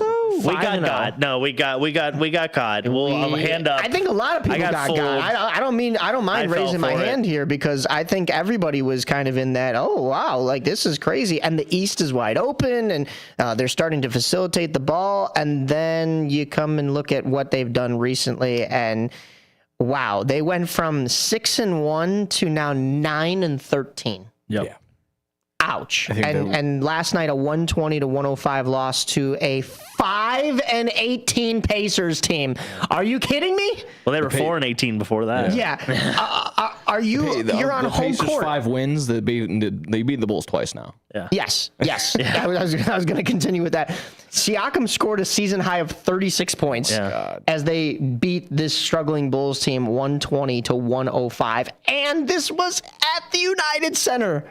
Are you beat kidding by the me? Nets the other night too. That was even like the Nets. I think are even worse than the Pacers. Yeah, like 113-103, and you're not losing. It's not 1 point games anymore. Like at the start of the season, that it was like, all right, the Bulls are 6-1. Now they're 6-2. They lost a 1 point game, or it was close. It came down to the buzzer.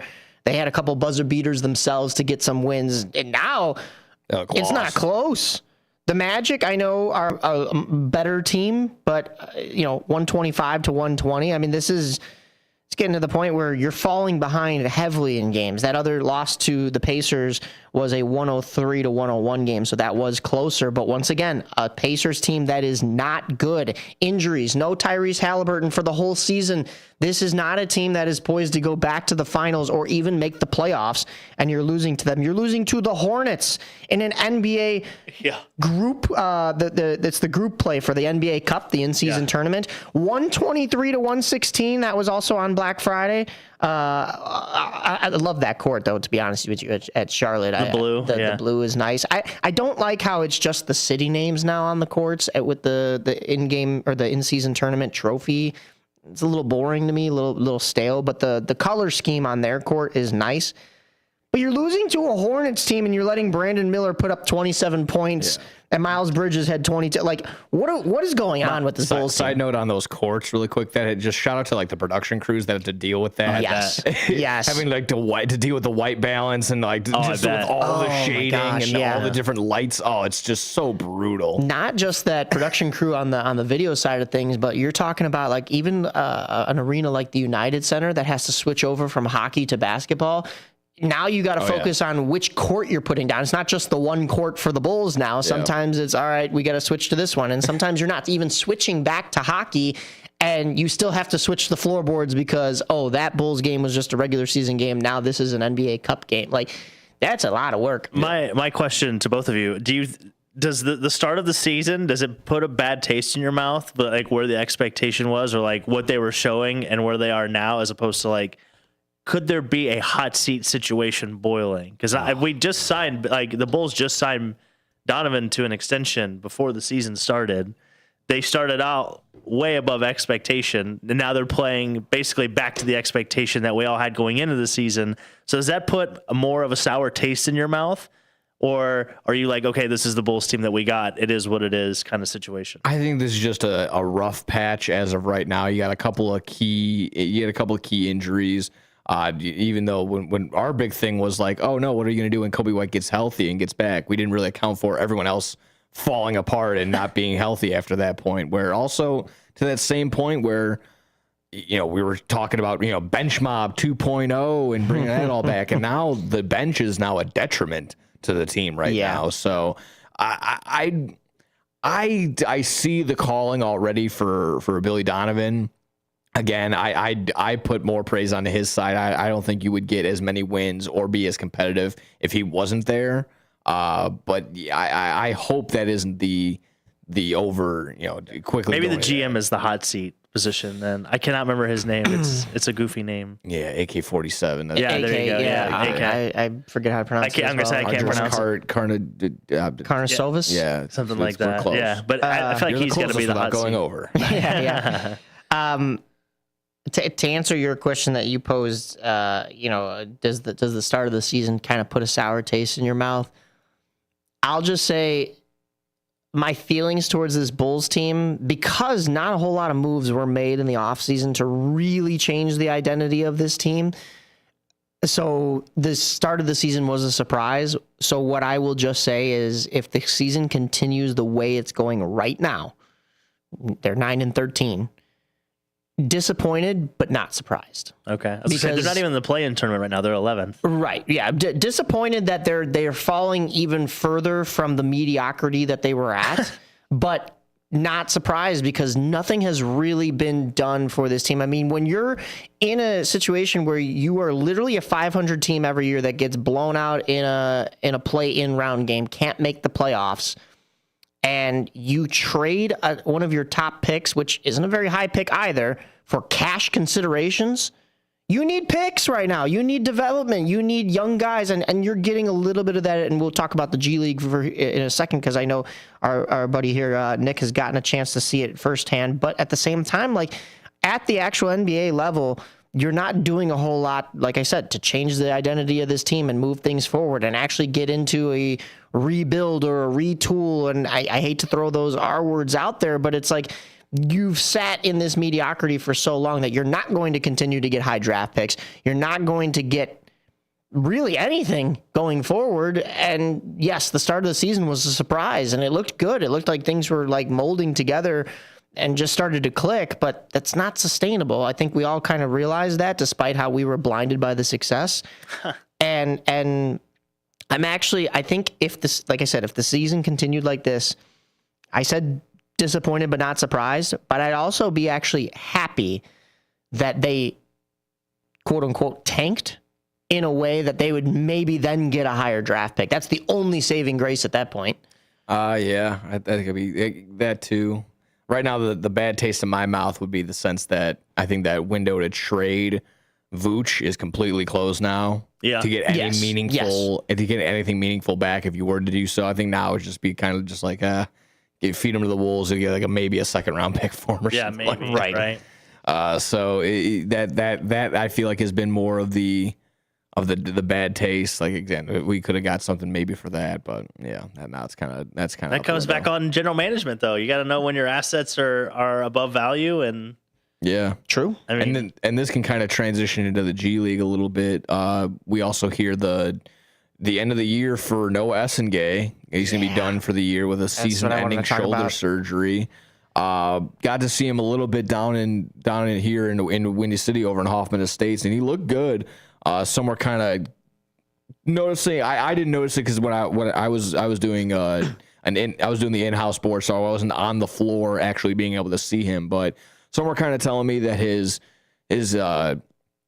body language wasn't up to par. He was kind of whenever he was doing his scoring, but other times when he wasn't really getting the ball, he was kind of just like visually flustered, visually a little bit frustrated. Because again, you see that where his end game, his goal is to get as many minutes, to get as much points, to get as much playing time as possible, and positive, productive playing time on top of that. So if he's not getting the ball, that really is a waste of his time at this point being down here. So it was kind of I can see it from both ends. So and on top of that, he probably just met these guys. So the team chemistry isn't going to be sky high, but you would hope it's a little bit better. So very disappointing on top of it, not being able to see him, but in that same breath, you're just like, was that now a waste of a first-round pick when you see a guy like Danny Wolf producing so well and Derek Queen? I'm gonna butcher it, but the guy from Illinois they could have also snagged too. It's just I forgot the actual name of that guy. Yeah, it's tough. You can rattle off a couple more that are doing well in their rookie season right now. It's just was that a whiff as of right now, and it kind of is. You can see you can still play a little bit of like, all right, he's 19, he's going to mature, he's going to grow still, he's going to grow larger into his own body, he's going to be able to be NBA level and be NBA ready, but now this is just a huge setback, an entire year going to be just all for naught, really. So it's tough. It's tough. I think the highlight for the G League side of this Bulls organization right now, I mean, Mac McClung he's been doing great. Okay, he's been doing great. You'd like to see him eventually crack the NBA, right? Like, and maybe he can do that here with this Bulls team. There's definitely a window for that, I think.